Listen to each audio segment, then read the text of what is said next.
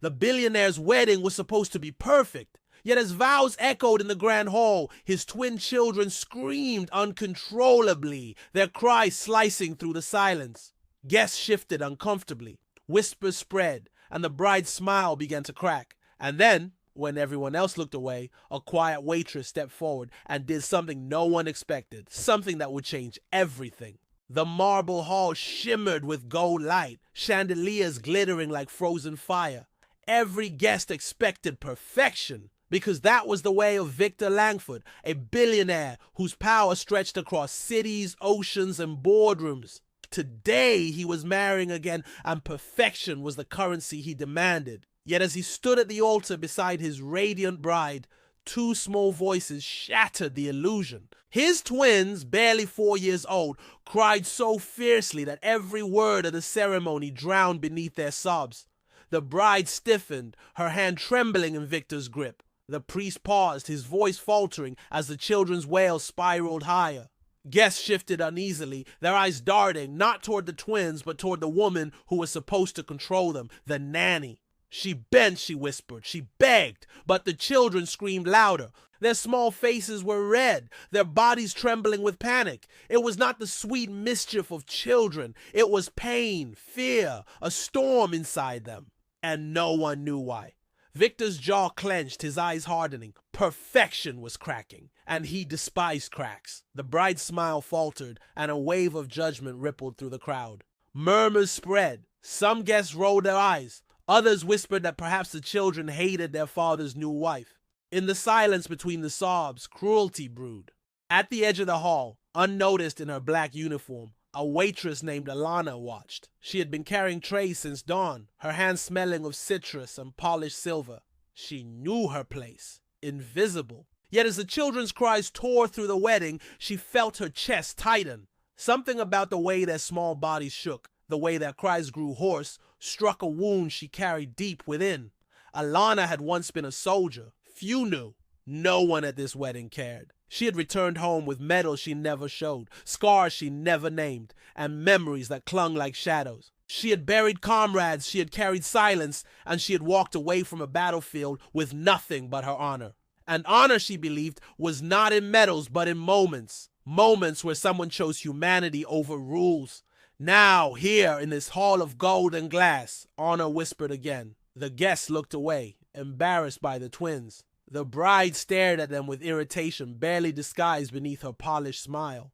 Victor shifted, visibly torn between rage and shame. The priest cleared his throat, waiting for order that would not come. And Alana, balancing an empty tray against her hip, felt her feet move before her mind could stop them. She walked past the rows of tables, each step a quiet rebellion. Her uniform was plain, her shoes soft on the marble, yet her presence rippled through the silence. She reached the children, their small fists pounding against the nanny's hands, their sobs raw. Kneeling, she met their eyes.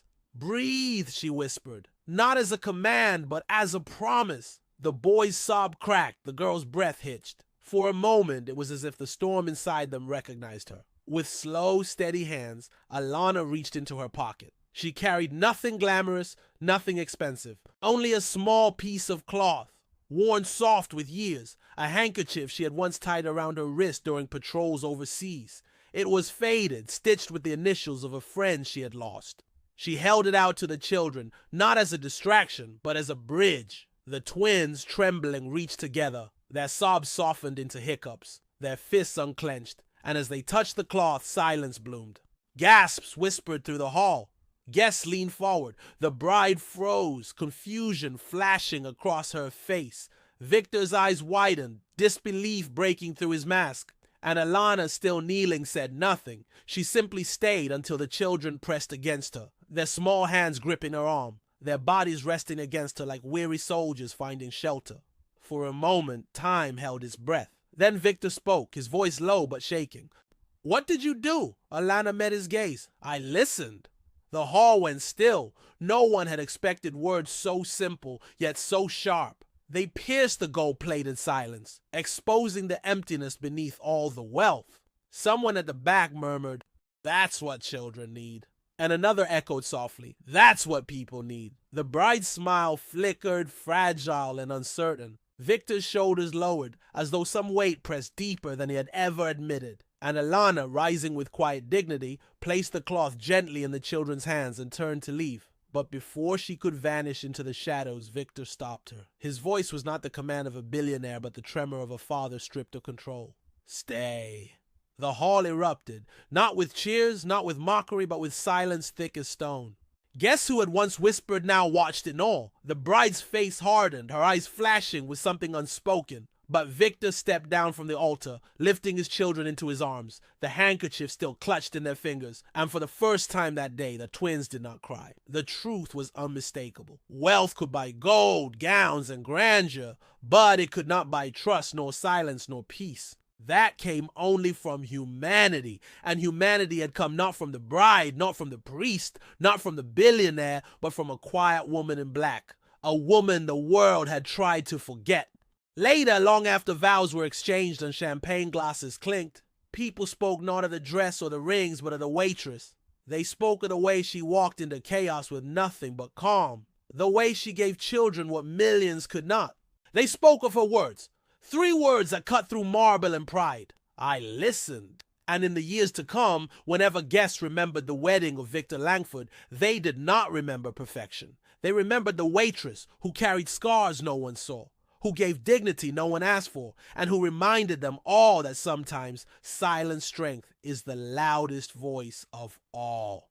As one guest whispered on their way out, respect is not given to wealth. It is given to those who stand in silence and still hold the world together. And so, the story of the crying twins became the story of the black waitress who did the unthinkable. Not because she shouted, not because she demanded, but because she chose to see what no one else would.